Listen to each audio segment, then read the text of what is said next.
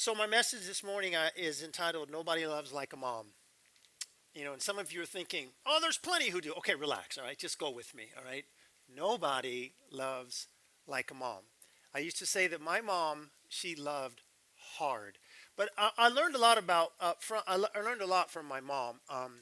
And I want to share just a little bit. We're going to be in First Kings, Second Kings chapter 4 this morning. But my mom taught me to appreciate a job well done. Now, there's parents in the audience, and so I want you to finish these statements if you know what they are. Okay, maybe not the first one, but my mother taught me to appreciate a job well done. Like when she would say, "If you're going to kill each other, go outside and do it." I just finished cleaning in here, so it's like.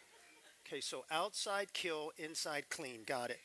Um, my mom taught me a lot about faith. For example, she would say, "You better pray that that comes off the carpet."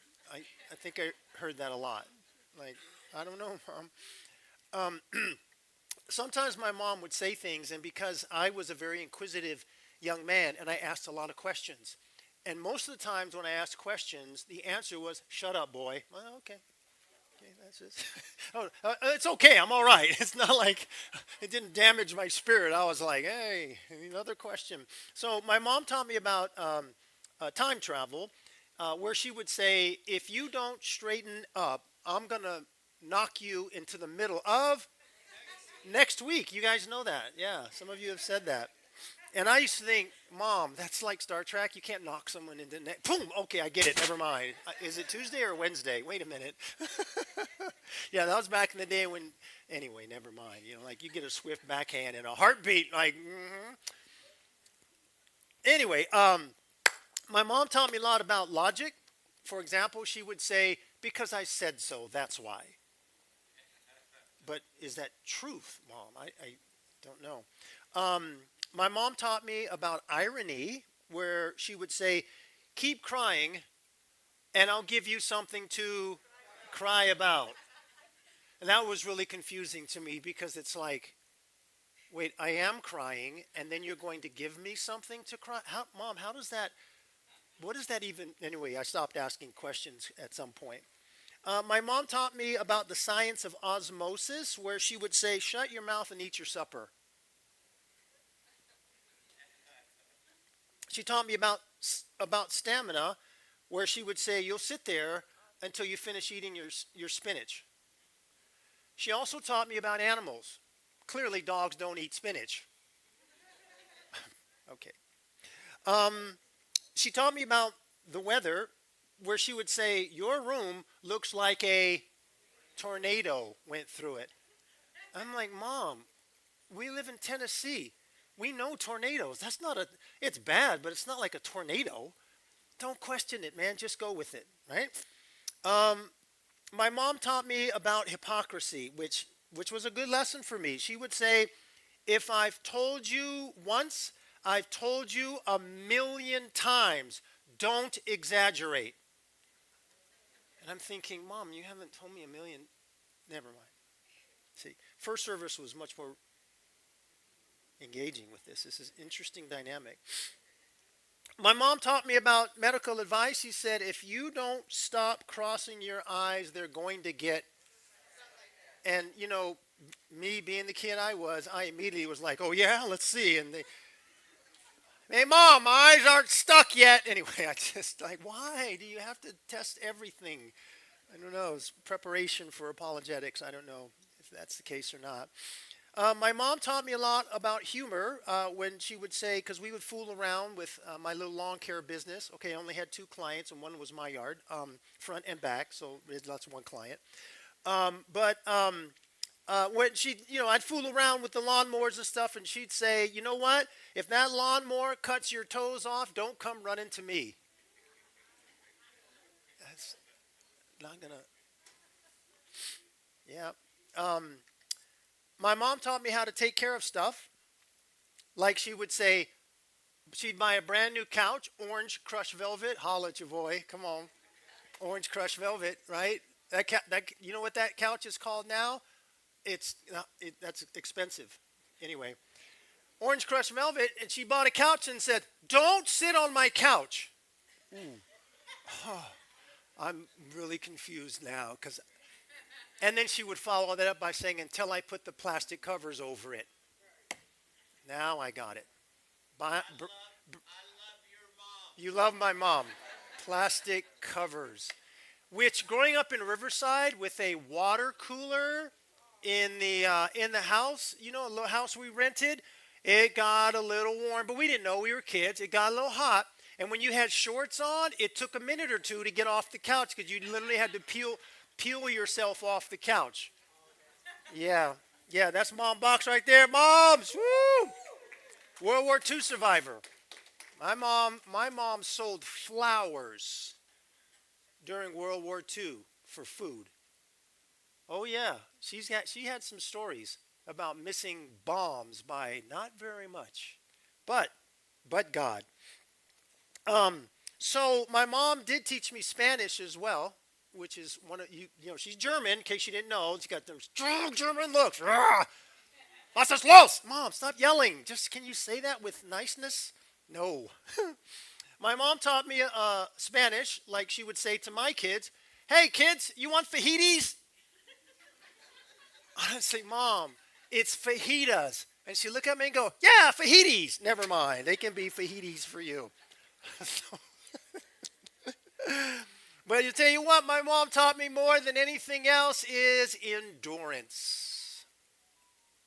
A German woman married to a black man in the 50s who moved from Germany to the only country she knew and spoke English and came to America, who had never been to America, and got introduced to a whole bunch of black folk. And you know what they did? Yeah, they embraced her and they accepted her and they loved her and taught her how to cook chitlins. And yeah, she was the only German on the block that could make chitlins. I was like, you know me, I'm going to ask questions. What is that? I think I had it once. It was forced on me. No disrespect to Southern cuisine. Um, we can laugh about some things that our moms we've learned from our moms. We can joke, and there's a serious side to this day. And so I want to acknowledge that briefly because it's important. For some people, motherhood was considered an accident and maybe not a welcome event. Or maybe for you, biological motherhood was never an option. Maybe your mother wasn't all that nice, and this day brings a lot of harsh realities, and it's maybe like a day that you don't look forward to. Like, I wish there wasn't a Mother's Day because I have to think about it. It brings back some painful memories. Maybe as a mother, you just feel like you failed. Like, I did not measure up. Or maybe you're gearing yourself up because today, like every Mother's Day, you don't even know if you're going to hear from your kids because you have a strained relationship with them for whatever reason. And it's like, I have no expectation to hear from my children or to receive. And I'm sorry about that. Some are walking through the loss of their mother or grandmother or a mentor that was in your life. And so this might be a situation where it won't be long before you know that time is coming, or that you are celebrating Mother's Day and it's the first that your mother won't be here. Um, so today we celebrate in the reality of life. We celebrate moms today, and unashamedly, I want to honor my mom, Gisela Elizabeth Leah. Tough as nails, boy, tough as nails. She raised two kids. She worked 7 days a week. Started a home nurse business. I go, "Mom, you're not a nurse." She goes, "I know." Is that okay to say? I don't know if you can say that. It's like, it's back in the day, she just got a sign, threw it on a deuce and a quarter, and off she went. You can look up deuce and a quarter later.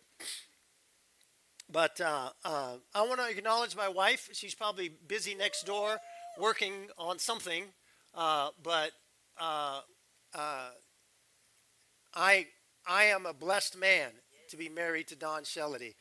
I waited till I was 35 years old, and I tell you what, she was well worth it. She's an awesome woman of God. Uh, I don't know how she's yeah, incredible, and she is one who works tirelessly, and I have to protect her because she's gifted and she gets called on a lot, especially for things that she really doesn't shouldn't be doing. And I'm not looking at anyone here. I'm just saying she's like that. And she's an incredible wife and incredible mother. I want to acknowledge Mom Shellady. I don't know if you're watching or not, Mom Shellady. Thank you. Yeah, I'm pointing to the camera if you're wondering. I don't see her. Who's he pointing to? I am, every day I benefit from the fruit of her labor.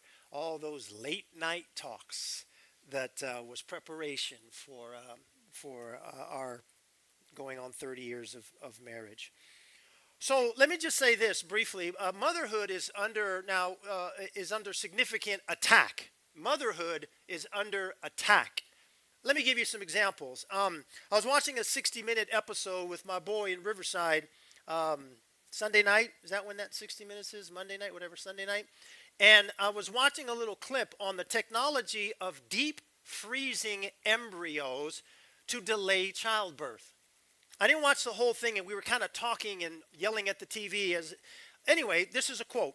Fertility rates in the United States are near historic lows. Let me just say this, that the minimum reproduction rate among human beings for a nation is 2.1 children per woman. You dip below that and you get to a place where your country's existence is in question. 2.1 minimum. In the United States, our birth reproduction rate is 1.6. Oh, but guess what? All Western nations are having significant issues with the reproduction rate ratio. It's not good. The only Western nation that has poured billions of dollars into their country to try to incentivize, to try to do whatever they can, is Hungary. Every other nation is is is below the 2.1 minimum threshold. At some point, like the nation of Japan, Japan is doing everything they can to encourage people to have babies. In fact, unless they open their borders, which they're not real cool to immigrants, they will not, they've already submerged themselves below the reproduction ratio. It is a significant problem in the Western world. And I'm just saying it is what it is. The show says one reason is the sharp decline over the last 3 decades in the number of American women having babies in their 20s. And there's been no change in women's biology or the age at which fertility declines. Unsolvable problem? Question: inter-egg freezing.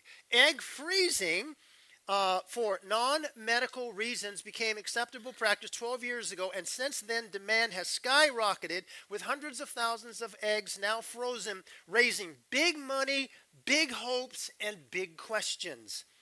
Could egg freezing offer women what previous generations only dreamed of? In the chance to put that dreaded ticking of the biological clock on ice. Now, whether that's right or wrong, I'm not judging. And so I don't want you to feel, what are you trying to say? I'm not saying anything. I'm saying this is what's happening in our nation. In fact, in 2014, both Apple and Facebook made headlines because they now said they would pay as a benefit for women employees to deep freeze their embryos to delay childbirth. Elon Musk, whatever you think of him, has his pulse on culture. and movements. He said that the greatest threat to our culture is not AI or climate change, but demographic collapse. What else, what other reasons might be the cause? The rejection of biblical roles of wives, and for that matter, husbands in marriage. More on that when we get back to Genesis next week. Number 3, rejecting God's design for women. In the Western world, in general, what it means to be a female is a question. It's a question that some very intelligent people do not have an answer to. Being female has been reduced to a social construct. What does that even mean? Well, St. Louis field goal kicker Harrison Butker created a firestorm of controversy last year, speaking at a graduation service at a Catholic school. And man, he was all over the news. The NFL distanced themselves from his view. Even the Chiefs were like, well, we believe in free speech. If that's what he wants to say, it's okay. But they didn't want to make a comment on what he said. What was so controversial and so heinous? What did he say? What did he call out a people group? Did he marginalize? What did he say? Oh, let me quote it to you. He said, I think it is you, the women, who have had the most diabolical lies told to you. Some of you may go on to lead successful careers in the world, but I would venture to guess that the majority of you are most excited about your marriage and the children you will bring into this world. I can tell you that my beautiful wife, Isabel, would be the first to say that her life truly started when she started living her vocation as a wife, then as a mother, he said. He also said that his wife embraced one of the most important titles of all, homemaker. Not housewife, because no one's married to a house, a homemaker. But I want you to know that the world is very forgiving when it comes to professional athletes.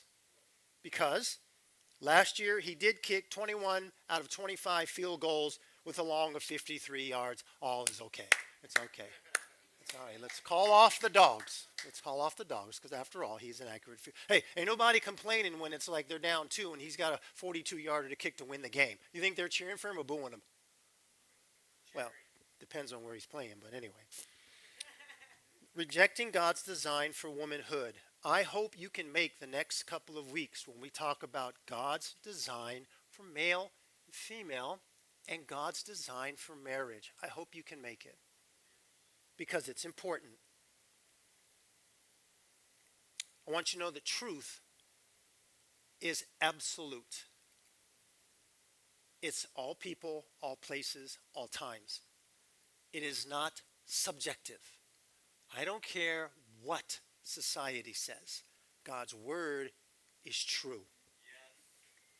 Abortion, you may know that after the overturning of Roe versus Wade, which nobody was surprised that was going to happen because it was bad law from the get-go. Everyone knew at some point this is going to be overturned. Everybody knew that. There's no surprise.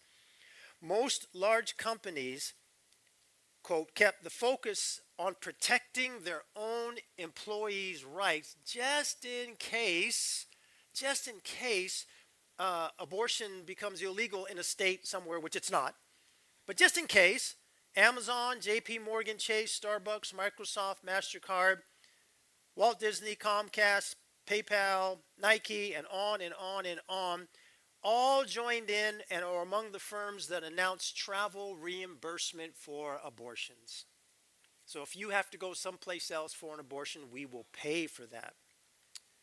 Vice President J.D. Vance said this: if your worldview tells you that it's bad for women to become mothers, but liberating for them to work 90 hours a week in a cubicle at the New York Times or Goldman Sachs, you've been had. I was talking with her about this, and she was telling me about a discussion she was having years ago around some women. Dawn was an accounting manager at a very large home builder here in town, and had she kept that job, she would have, I would have been retired by now, especially through two housing booms and the bonuses and everything. She was easily on her way to a significant amount of money, and I boast on my wife, and I say that, but we had other desires. I'll leave it at that. But she was having a conversation with a group of women, and they were talking about what they do. And she said, "Well, I used to be an accounting manager for a home builder." And they go, "Oh, that's so good." And then she says, "But now I just stay home and I raise my kids and I take care of my kids." And they went, "Oh." And she said, "It just felt like I could see." And my wife's very perceptive. She said, "I could just see the change in their countenance. Like what I was doing was not good. Like, why did you give that up?" Well, Um, it turns out, regarding being a stay-at-home mom, according to Investopedia.com, if a stay-at-home parent were paid their median annual salary, it would be $204,932.28 per year. And then someone last service said, "At least." The rejection of God's design for what it is to be a woman has been tainted by society.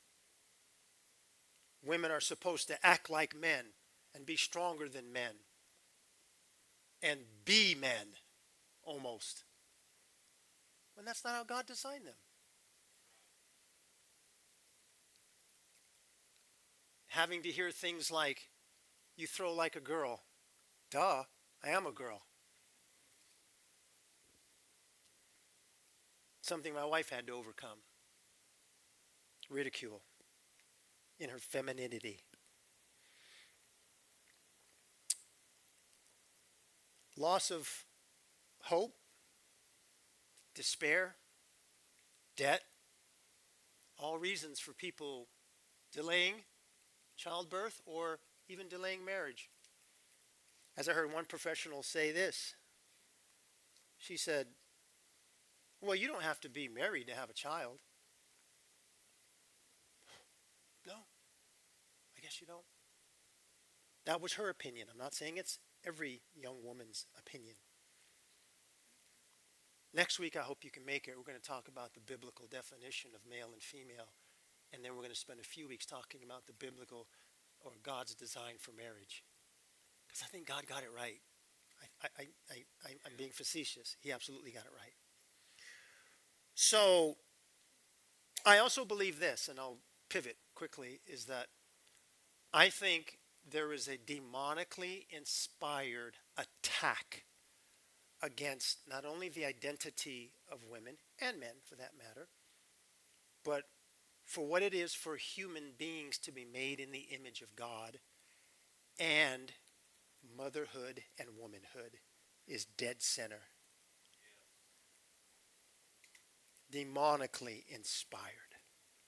Now, some mothers might be thinking, "You know what?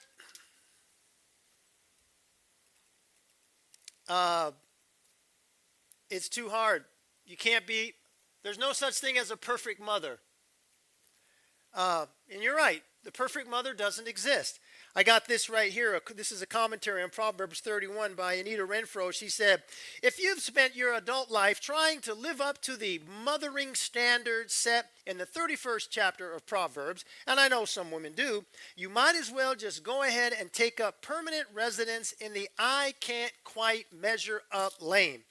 I have a sneaking suspicion that that woman was either a composite sketch of several stellar women, a wishful hope, or a case of a woman mistakenly believing her own press kit."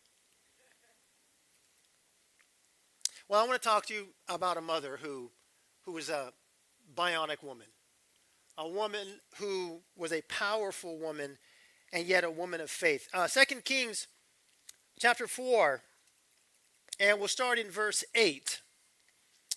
And it says this. It says one day, everybody say one day. You know how one day everything can change in your life? Just one day. You know, random chances, random circumstances, no such thing as random, where God just does something and you go, wow, I can't believe that just happened.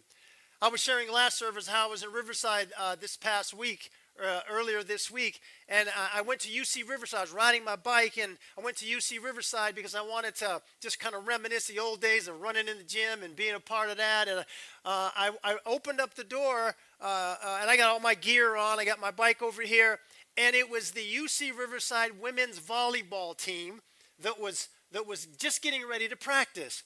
And I'm like, oh, hey, just like, sorry to interrupt. And some of the girls are waving hello. And I thought, hey. And then the coach says, hey, who are you? Come on in. Tell us, like, why are you here? Like, tell us about you. And I went, okay. And then for the next 15 minutes, I'm like sharing my life story. I'm sharing, I told the guy, I told him when I graduated in 1978, I graduated from North High. And he's like, no way, man. I said, I'm 65. He goes, you can't be 65. I go, bro, I am. Trust me. And he's like, what's your secret? And I'm like, well, I mentioned a few dietary things. And then I said, you know what? But more than anything else, man, I'm a Christ follower. And that probably has more to do with it than anything. And I heard some of the young ladies going, oh, okay. And I mean, I had this 15 minute, I'm on a bike ride, because Riverside has gnarly hills like most Southern California towns. I love it. And I'm riding, and I show up at a gym, and I'm having this 15-minute conversation with these girls. And I walked out of that gym, and I was like, what just happened? Like, I'm just going on a bike.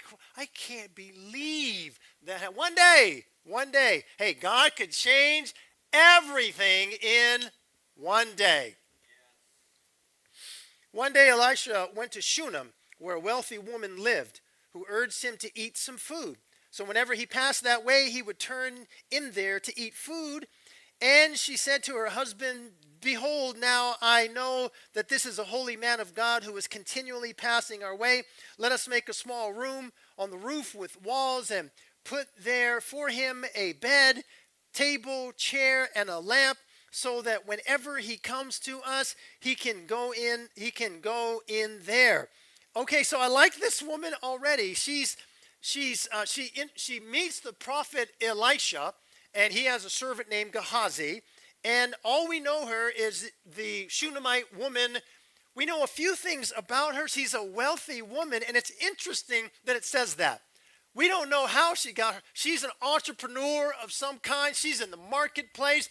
We don't know what she's doing, but she is a wealthy. It doesn't say her husband was wealthy. It says she was wealthy. And she's hospitable. She's like, hey, come and eat. Hospitality, big deal. By the way, in the body of Christ, let's not lose hospitality. In fact, you can't be an elder in the church if you're not hospitable. Talking about, I ain't never have nobody over my house. Okay. Clearly, you don't have the gift of hospitality. And so she says, hey, turn in, get some food. And she says to her husband, hey, so she's an enterprising entrepreneur. She's a builder. And she says, you know what? We're going to take the upstairs. We're going to make some arrangements. We're going to put some walls up. We're going to make a place so when the prophet comes to town, he can just chill here. And we will be hospitable. She's renovating her house for the man of God. And I'm like, okay, this lady has got it going on. And she furnishes it. A bed, a table, a chair, and a lamp, and he's got a place to stay. And I don't know how the conversation went. She said, hey, Elisha, I talked to my husband. Building project starts next week. We'll have it done in a couple weeks. And whenever you want to come, that'll be your room. All right. But most importantly, she discerns that Elisha was a man of God. And so she makes provision for him. You know what? In one sense, she's making provision for God. She's making space for God. It's a wise mother that makes room for God in her home. It's a wise mother who makes room for God in her home. My mother always made sure we made our way to church, somehow or another. We grew up Catholic, so, it was about the Mass. And I remember being an altar boy, and, I was serving faithfully, do my duty. All right, what's next? Got you. Boom, boom, boom. Right? Sit down, stand up, kneel, got you. And then, and then, and then I told my mom, I was a young man, don't remember how old I was. I said, Mom, I want to be a priest one day. And she goes, that's so good, son. She goes, now if you become a priest, you can never get married. And I went, what? Who made up that rule? That doesn't make sense. Nuh-uh. I go, okay, you know what? I don't want to be a priest. I'm going to drive a tank instead. Because when your dad's in the army, that's what you do. You drive a tank.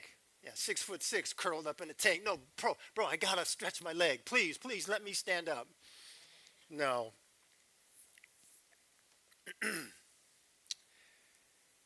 She makes room for God. It's important, moms. No matter where you are in your journey with Jesus, make room for Jesus in your family. Make room for God. Let it be that when people walk into your house, they know this is a godly house.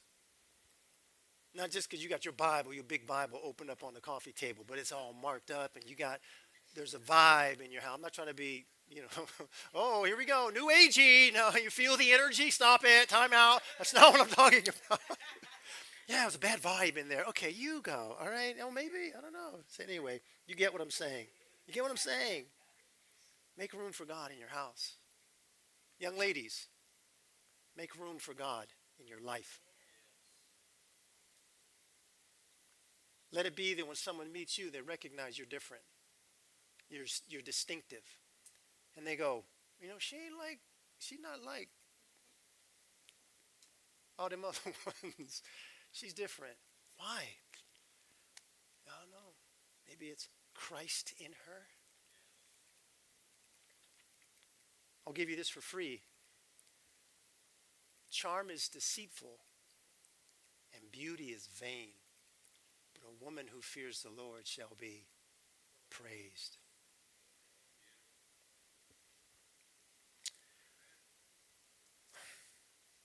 Chapter 13.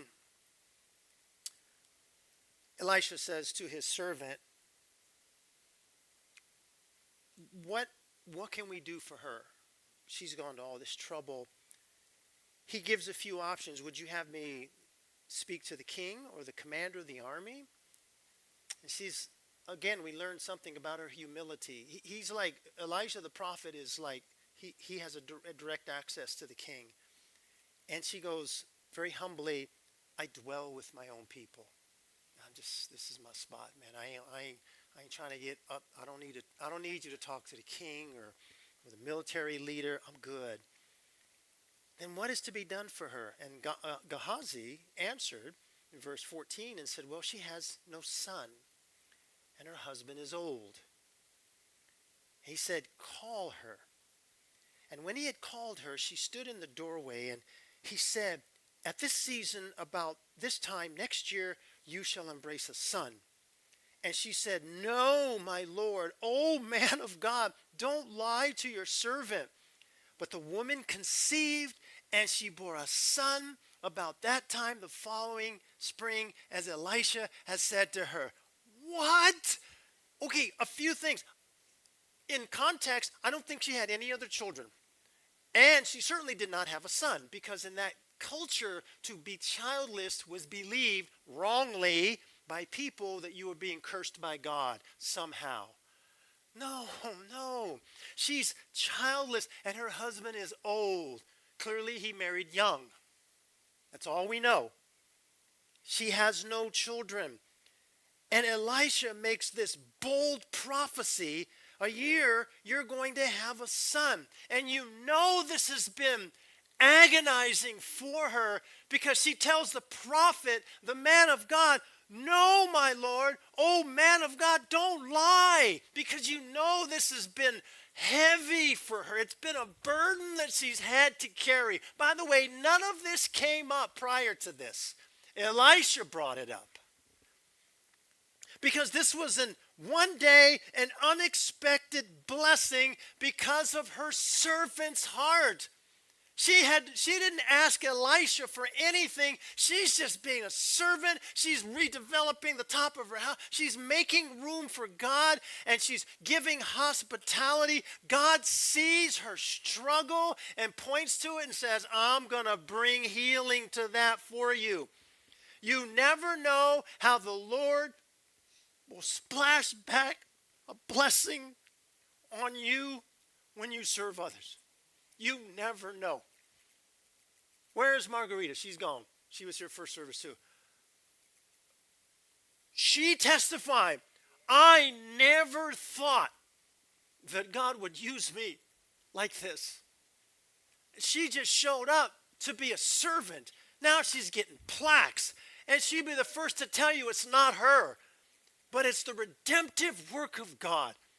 This is why serving is so important, because it opens up the door for God to bless you in ways that you would never imagine. And you don't do it for the blessing because God's smarter than that. You can't manipulate God into something, but you serve, we're just going to go and we're just going to serve and we're going to see what God does. Amen. Amen. And you know what? When you sign up and you serve, it's mission accomplished. Nothing else matters beyond that. If God wants to throw you a little something, we'll receive that too. You think that the Margarita is not flying at 30,000 feet? You think her life has a purpose and a meaning that she would have not gotten any other way but God? Oh, I'm so glad she's not here to see this. God. I know. Shh. She's just a servant. I love this about this woman. She wants to bless the man of God, and she gets an amazing blessing. What you sow in service to God, he returns back, either now or in eternity. And our greatest acts of service are things that nobody else knows. I dwell among my own people. I'm not looking for news, fanfare. I'm just here. I'm just serving God. I don't need a pat on the back at a girl. I don't need any of that. And then tragedy strikes, and this is where the story gets crazy, because the boy dies. The boy dies.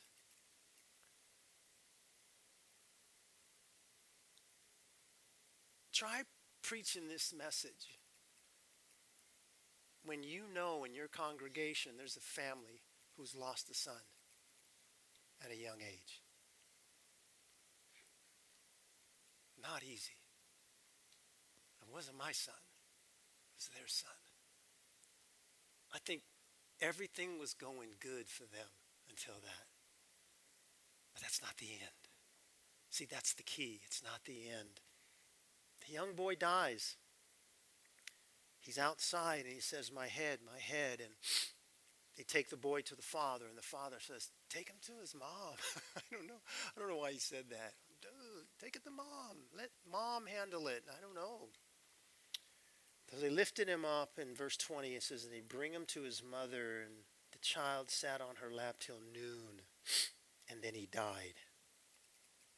The dreams, the hopes, the aspiration, everything that was so amazing in her life, the answered prayer, finally, the next generation of children that no doubt this young man would have had, it's all gone. It's all gone.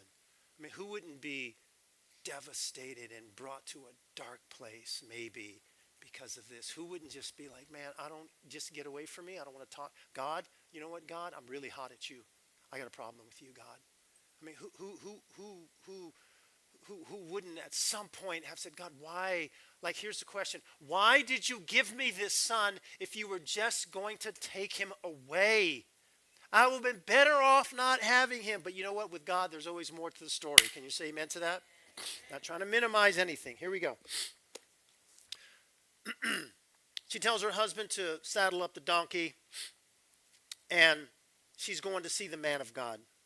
He's asking why? Verse 23, why are you going? It's not new moon or Sabbath. And here's what she says in verse 23. She says to her husband, she takes the boy, puts him up in the room, shuts the door. And then she goes to see the man of God. And when her husband asks, what's the rush? She says, all is well. What does that mean? All is well.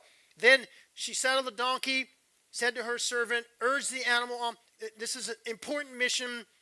So they set out and came to the man of God at Mount Carmel. And it says verse 25, when the man of God saw her coming, he said to Gehazi, his servant, look, here is the Shunammite. Run at once, meet her, and say to her, is it well with you? Is it well with your husband? Is it well with your child? And she answered, all is well. What? All is not well.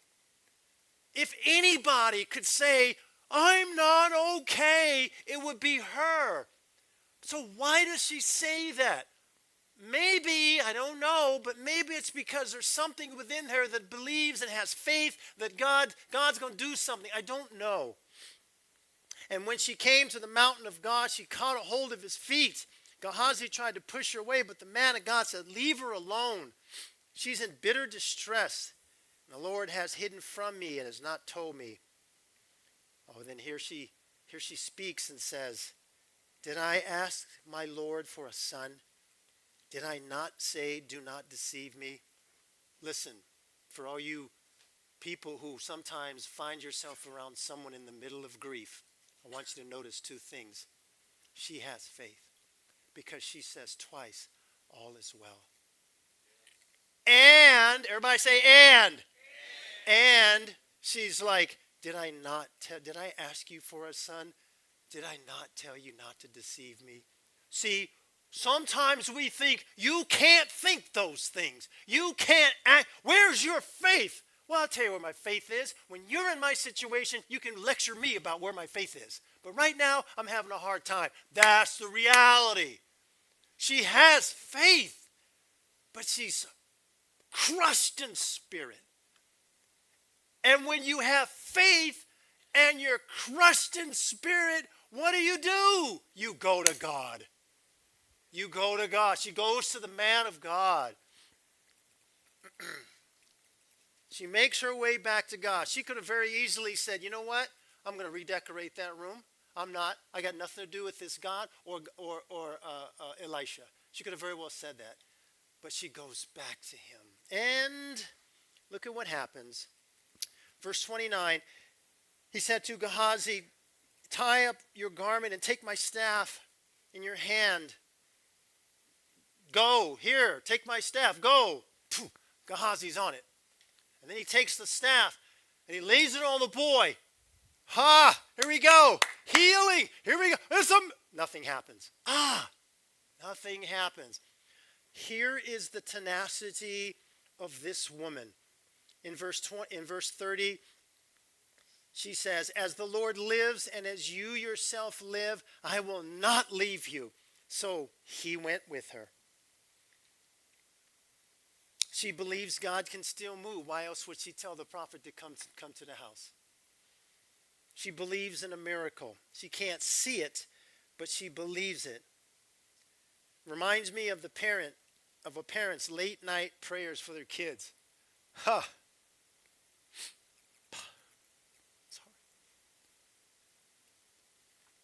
Especially a mom. Sometimes dads are like, hey, you made your bed, you laid it. Don't call me, click. Sometimes. No. What you think was going to happen? Call me next week. Dang, Dad. That's how dads are. Sometimes, not all. Moms would be like, hey, mijo. ¿Qué pasa? ¿Dónde está? I don't know why I did that in Spanish. There's just so much more, you can't do that in German, all right? And English loses some of it. It's, Dios mío, right? Mama be like, no, up all night. Dad be like, go in the other room. You're trying to sleep here. I got to go to work at 6 a.m. Mama be like, oh, crying out to God, right? I don't know. That's why he said, take the boy to his mama. But I tell you what, man, she is persistent. It reminds me of a mom's prayers. There's a book by Stormy O'Martin called The Power of a Praying Mom. It was Spurgeon who said that you cannot outrun the prayers of your mother. You may not know where your children are, but you know who holds your children. And you may not be able to pinpoint and to get to them, but you know you have a God who knows exactly where they are. And not only that, he knows the condition of their heart. And you fast and you pray and you weep and you're up at night believing God and holding on to the God of all eternity who will watch over them. Many a young man and a young woman, children, have averted very dangerous situations because of God's grace and God's mercy and the power of a praying mom.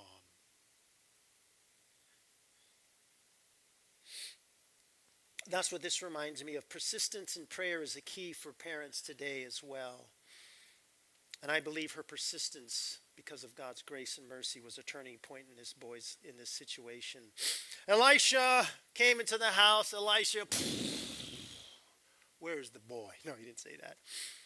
He saw the child laying dead on his bed. He went in and shut the door, because sometimes it's just between you and God. Behind the two of them, and prayed to the Lord. And he went up and lay on the child, putting his mouth on his mouth, his eyes on his eyes, his hands on his hands. As he stretched himself upon him, the flesh of the child became warm. Then he got up again and walked back and forth in the house. You know why? Well, Elisha, wasn't that enough the first time? Apparently not. But Elisha ain't giving up either. He's begging God for a miracle. And he's pacing back and forth. And then he goes and he stretches himself upon him. And the child sneezed 7 times. And the child opened his eyes. And he summoned Gehazi and said, call the Shunammite. So he called her. And when the child came, and when she came to him, he said, pick up your son. She came and fell at his feet, bowing to the ground. Then she picked up her son and went out. You tell me if you think that boy was not a special boy. Guess what? All children are special, including you. Including you. All children are special. All children. What a miracle. How do you think that mom's faith was? How do you think it was when Elisha, 6 months, a year later, came back to the house and went up to his room and says, hey, where's your boy? Right over there. Hey, Uncle Elisha, what's up, man? So, one more time, what exactly happened again? I don't know. I don't know what conversation happened. But God's able to resurrect children that you think are dead.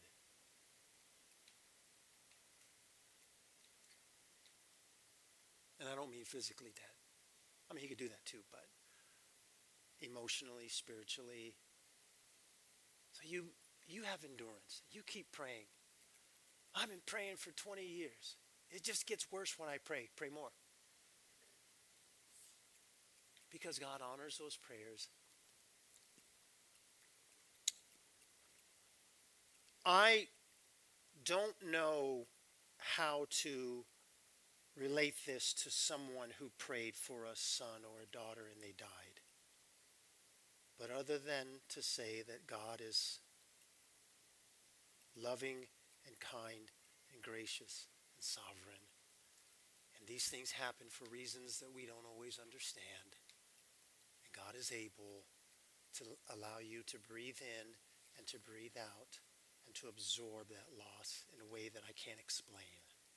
And especially for the young boy, in this case, that mom would have saw her son again. She would have seen him again, because death is not the end. So this Mother's Day, Joseph, come on up. This Mother's Day, we honor the women who by faith built homes, shaped futures, and believed God for miracles. May I just add that if you don't have to have your own biological children to be a mother to someone, because God has still placed that in your heart, even if you don't have your own children. So be busy about mothering someone who maybe doesn't have one, even if you don't have children. Do you know that God likens himself and likens his comfort to that of a woman, of a mother? It says in Isaiah 66:13, I will comfort you there in Jerusalem as a mother comforts her child. Jesus paid the ultimate respect to his mom. If you remember, Pastor Richard did an amazing teaching on Good Friday about the seven statements of Jesus from the cross that we have recorded. And it may have been the only seven, because it was pretty excruciating to say anything. And one of the seven was making sure his mother, earthly mother, Mary, was taken care of, because we don't know what happened to Joseph. The Bible doesn't tell us. We can surmise, but there's no, he disappears. We don't hear. But Jesus says in John 19:25, standing near the cross were Jesus' mother and his mother's sister Mary, the wife of Clophas, and Mary Magdalene. When Jesus saw his mother, you want to talk about a hard thing to see? Her son getting crucified. Standing there beside the disciple he loved, he said to her, dear woman, here is your son. And he said to this disciple, here is your mother. And from then on, this disciple, John, took her into his home. Like the last 7 sentences, John, take care of mama. I think that's pretty cool. We're going to close with a video and a song. So before I do that, I got to say this, that I love to do premarital counseling. And I forgot my buzzer. PR, I forgot my buzzer. Nah, don't worry about it. One of the things I like to do at the very offset is I ask the question, so why are you getting married? And I get the typical answers that you might expect. Well, because we love each other. Now that I have my buzzer, I get to buzz that. Nope, sorry, what else? Well, because we're compatible. That's a twofer. Sorry, compatibility. You're not compatible. You're a man. You're a woman. That's, I won't say that's where it ends. I mean, that's where it starts. I don't know. Anyway. Well, because I just really feel like this is the right thing to do and it's the right time. Oh, survey said, no. That's not why you get married. And so I asked this couple recently, so why are you getting married? And the answer that the young woman, who is a recent college graduate, who has her whole career ahead of her, said, I won't say it shocked me, because that's pretty dramatic. But I was like, this is what she said. She's getting married to fulfill her biblical purpose as a wife, to serve her husband, and having children is the most honorable thing that she can do. Yeah. And I went, okay, who are you again? Like, how did you, that's remarkable. A young woman who's a college graduate, who recognizes there's a higher calling in her life. I don't know what that looks like for you, but if God, I'm taking something that Joshua Statham said and using it, If God has called you to be a mom, don't settle and be a queen. I would say king, but king. Don't settle. Don't settle. I have a video I'd like to show you, and then we'll close in a song. So I hope you guys enjoy this.